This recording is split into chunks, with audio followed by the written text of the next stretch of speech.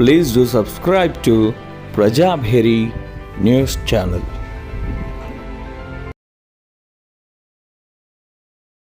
విజయవంతం చేయండి.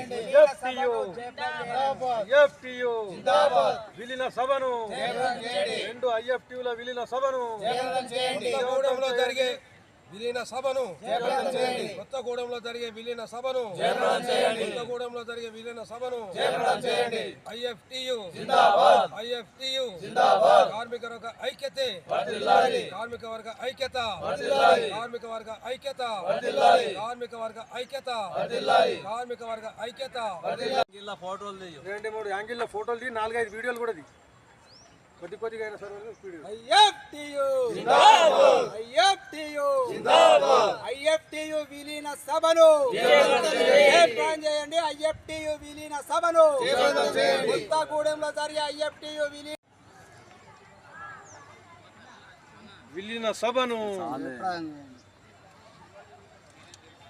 ఐఎఫ్టియు విలీన సభను జయప్రదం చేయండి. కొత్తగూడెంలో జరుగుతున్న 18వ విలీన సభను జయప్రదం చేయండి. కొత్తగూడెంలో జరుగుతున్న 18వ విలీన సభను ఐఎఫ్టియు ఐఎఫ్టియు భారత కార్మిక సంఘాల సమైక్య వర్ధిల్లాలి. భారత కార్మిక సంఘాల సమైక్య ఐఎఫ్టియు విలీన సభను జయప్రదం చేయండి.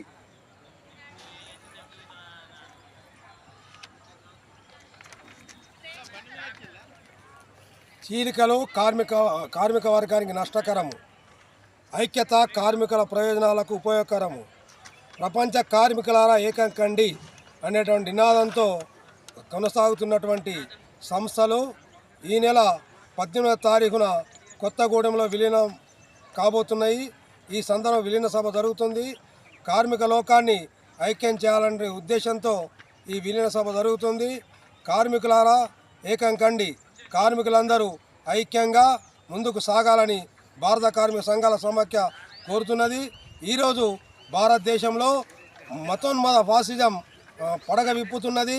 కార్మికుల హక్కులను కాలరాచి వేసే విధంగా 4 లేబర్ కోడ్లను కూడా తీసుకొస్తున్నారు. వాటి వల్ల కార్మికులకు కనీస ప్రాథమిక హక్కులు కూడా లేకుండా పోయే పరిస్థితి ఉంది. కాబట్టి మొత్తం యావత్ కార్మిక వర్గం ప్రభుత్వం అనుసరిస్తున్నటువంటి కార్మిక వ్యతిరేక కార్పొరేట్ కంపెనీల అనుకూల విధానాలకు వ్యతిరేకంగా పోరాటం చేయాల్సినటువంటి గురుతర బాధ్యత కార్మిక వర్గం మీద ఉంది. కాబట్టే ఈ విలీన సభ జరుపుతున్నాం. ఈ విలీన సభ విజయవంతం చేయాల్సిందిగా కార్మిక లోకానికి భారత కార్మిక సంఘాల సమాఖ్య నిజామాబాద్ జిల్లా కమిటీ తరఫున పిలుపునిస్తున్నాం.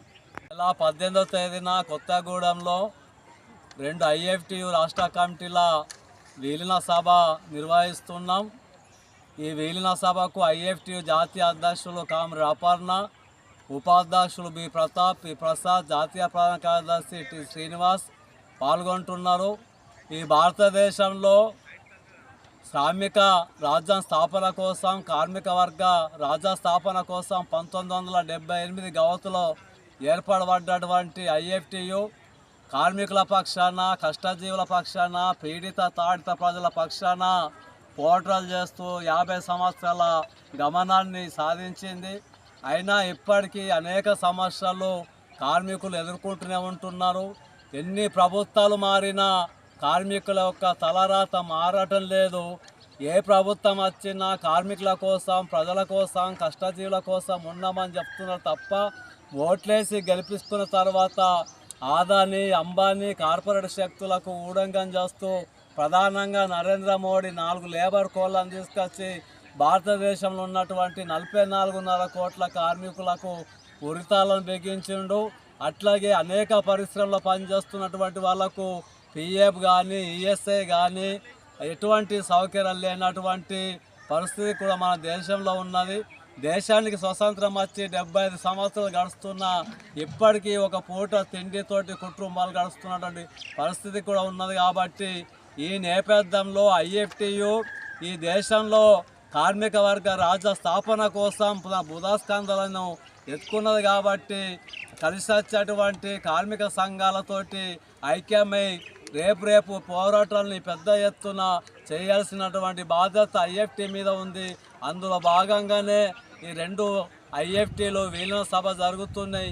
విలీన సభకు కార్మిక వర్గం పాల్గొని విజయవంతం చేయవలసిందిగా ఐఎఫ్టీ జిల్లా కమిటీ తరఫున పిలుపునిస్తున్నాం, విజ్ఞప్తి చేస్తూ ఉన్నాం.